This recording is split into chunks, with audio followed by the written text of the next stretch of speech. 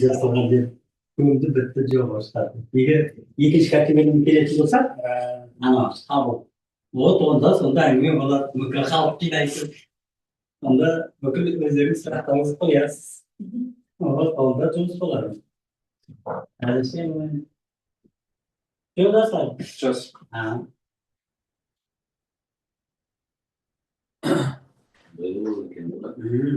А бірінші категорияға уже келеді.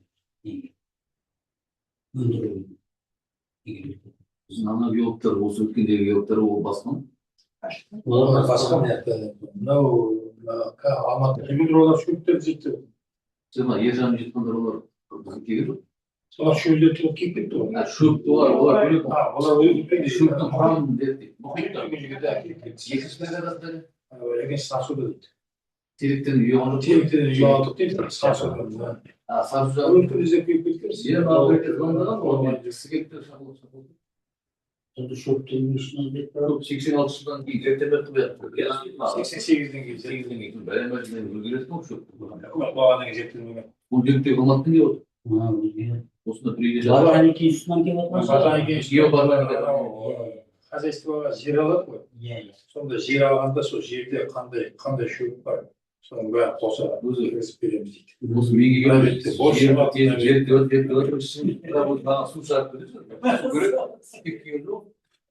Отырда бірде мен осы өткізіп қасам. Так, сначала про регистрацию. Құрметті қоғам қатысушылар, ауыл тұрғындары, ассаламу алейкум. Сіздерге мінекей қоғам тыңдап отыру үшін соған енді қазір сіздердің тіркелулеріңіз керек. Қандай қатысып панелдеріңізді, активтеріңізді, қолдарыңызды, сосын телефондарын. Бұлардың бәрі протокол үшін керек па? Одан кейін қазір мен тәкімет сөйлеміз. Төрағаға қазір регламенттің бәрін айтады. Сосын мен баяндап отырайын. Все, если никто не против, пока регистрируется, можно продолжать. Сәлеметсіздер, құрметті қоғамдық тыңдау қатысушылар. Мынау қоғамдық қабылдау қай тілде өткен дұрыс болады, қазақ тілде өткен дұрыс бола ма? Қазақ тілде Всем удобно оказаться, да, всем? Қоғамдық тыңдаулар өзгеру ережесіне сәйкес қоғамдық тыңдаулар төрағасы боламын.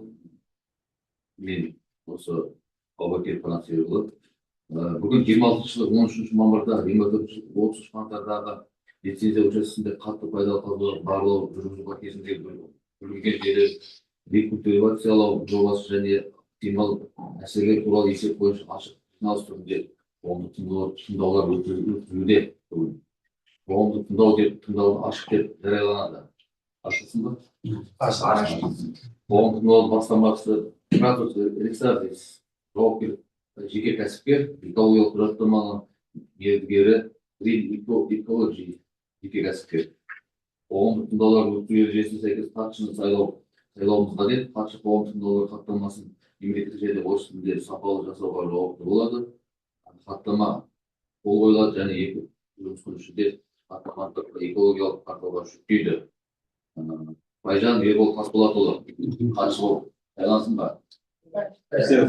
Қарсы қалысқан жоқ қой.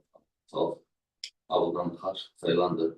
Күн тәртібін ұсынамын. Қоғамдық тыңдауларға қатысушылар тіркеліп жатыр. Келісілген уақытта қоғамдық тыңдаушылардың ашылуы, баяндамашыларға сөз беру 10 минут, баяндамаларды талқылау 30 минут, баяндамалар бойынша қоғамдық тыңдауларға қатысушылардың ескертулері мен ұсыныстары тыңдалады. Баяндамашылар өз кезегінде қоғамдық тыңдауларға қатысушылардың ескертулері мен ұсыныстарына жауап береді.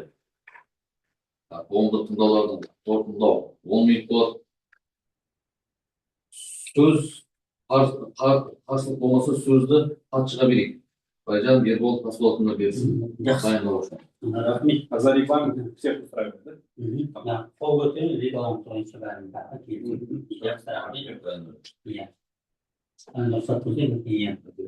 қайырлы күн, құрметті қоғамдық тыңдауға қатысушылар. Менің аты жөнім Байжан Ербол Тасболатұлы. Қазір презентация жасаймыз, слайдқа қарап отырыңыздар.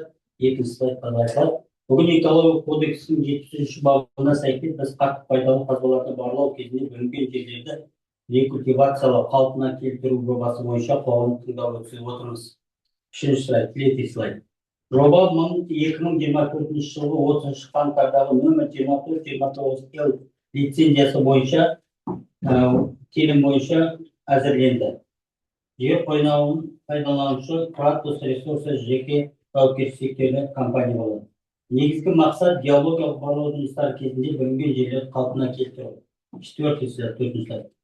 Телім участке бойынша Қазақстан Республикасы Ұлытау облысының Ұлытау ауданында орналасқан Жезқазған қаласынан оңтүстік-шығысқа қарай 50 шақырым жерде, ал аудан орталығы Ұлытау кенішінен оңтүстік-шығысқа қарай 50 шақырым жерде орналасқан.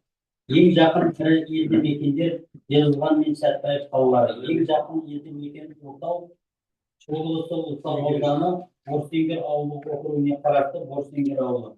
Ал ол 29 шақырым жерде орналасқан. Жұмыс жүргізілген аймақта тарихи ескерткіштер, қорғалатын нысандар мен археологиялық құндылықтар жоқ. Пятый слайд. Осы участке шекаралары мен координаттарды слайдтарда көрсетілген. Қарап отырсаңыздар. Бұған дейін аталған аумақта барлау жұмыстары жүргізілді. Барлығы бір ұңғыма бұрғыланды. Оның тереңдігі 1100,9 метрді құрайды. Барлық жұмыстар 3-ші санаттағы объектілерге арналған әсер ету декларациясы негізінде жүзеге асырылды. Барлау жұмыстары 2025 жылы жүргізілді. Лицензия бойынша пайдалану мерзімі 30.01.2030 жылға дейін. 7-ші слайд, 8-ші слайд. Лицензиялық аумақтағы жұмыстар тек Борсеңгер ауылдық округінің аумағында жүргізілді. Жұмыстар жария сервитут негізінде жүзеге асырылды. Ұлытау облысы Ұлытау ауданы әкімдігінің 2024 жылғы 8 сәуірдегі нөмір 12-01 қаулысы қабылданды. Осы участке иелері бұл жерлерді шаруа қожалығын жүргізу үшін пайдаланады.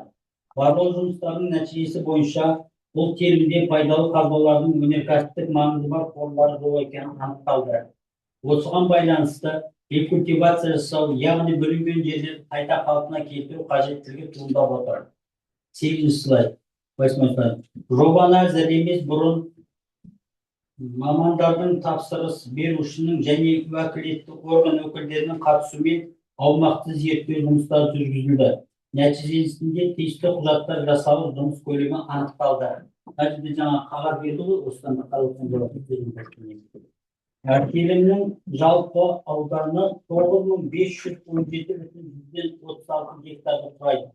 Бірақ іс жүзінде бөлінген жер көлемі өте аз, небәрі 0,3 гектар.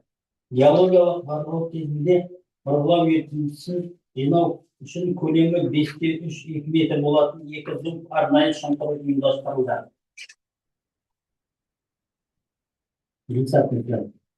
Жобада рекультивацияның техникалық кезеңі қарастырылған.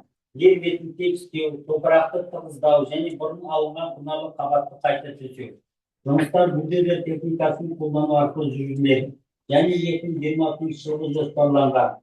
Жер бетін тегістеу жұмыстарының көлемі 60 метр, 60 текше метр, 162 тоннаны құрайды. 11-ші слайд.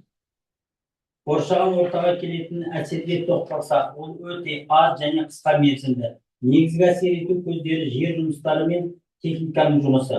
Ластаушы заттардың жалпы шығарындысы жылына небәрі 0,12-233 тоннаны құрайды. Осыған байланысты санитарлық қорғау аймағы бөлінбейді. Ауыз су ретінде арнайы әкелінетін тұстардағы су пайдаланылады. Ағынды суларды ағызу қарастырылмаған. Биоәжетхана орнатылып, қалдықтар кейіннен шығарылатын болады. 12-ші слайд, 12-ші. Нұра Сарысу бассейндік инспекциясының мәліметтеріне сәйкес қарастырылып отырған телім Сарысу өзенінің бойында орналасқан. Қарағанды облысы әкімдігінің қаулысымен Сарысу өзенінің су қорғау аймақтары мен белдеулері, сондай-ақ оларды шаруашылыққа пайдалану режимі белгіленген. Бұл ретте бұрғыланған ұңғымаға қатысты Сарысу өзені 7 шақырым жерде ағып жатыр. Бұл кез келген теріс әсерді болдырмайды. Барлау жұмыстары су объектілері мен олардың су қорғау аймақтары мен белдеулерінен тыс жерде жүргізілді. Осыған байланысты бөлінген жерлерді рекультивациялау да су қоры жерлерінен тыс жерде жүзеге асырылады. Сонымен қатар жобада су ресурстарын қорғау бойынша қосымша шаралар қарастырылған. Жұмыстар радиация мен электромагниттік әсермен байланысты емес, сондай-ақ халыққа әсер ететіндей айтарлықтай шу немесе діріл тудырмайды. 13-ші слайд. Осы телімдегі өсімдіктер жамылғысы типтік далалық болып табылады және жасыл желектерді кесу талап етілмейді. Жануарлар дүниесі өмірге тән үйреншікті түрлерден тұрады. Оларға ешқандай әсер етілмейді, аулау немесе жою қарастырылмаған. Аумақта ерекше қорғалатын табиғи аймақтар, сондай-ақ мал қорымдары мен қауіпті биологиялық ошақтар жоқ. 14-ші слайд. Қалдықтардың түзілуі өте аз болады. Жылына шамамен 0,4 тонна. Барлық қалдықтар мамандандырылған ұйымдарға тапсырылады. Жергілікті жерде көму қарастырылмаған. Тұтастай алғанда рекультивация қайта қалпына келтіру, бұл жерлерді қалпына келтіруге және оларды шаруашылық айналымға қайтаруға бағытталған табиғат қорғау шарасы болып табылады. Жоба ауданның әлеуметтік экономикалық жағдайына теріс әсер етпейді. Барлық жұмыстар қауіпсіздік техникасының санитарлық және өртке қарсы нормалардың талаптарын сақтай отырып жүргізіледі. Осылайша жоба экологиялық тұрғыдан қауіпсіз және қолданыстағы заңнамаға сәйкес келеді. Назар аударғандарыңызға рахмет. Сұрақтарыңыз болса жауап беруге дайынбыз. Рахмет. Ербол Қабдолатұлы. Сұрақ бар ма Дүйсеке? Ұсыныс бар ма? Сұрақ жоқ. Сұрақ жоқ. Бұл соңында қоғам кеңесті жабық деп жариялайын. Рахмет сіздерге барлықтарыңызға.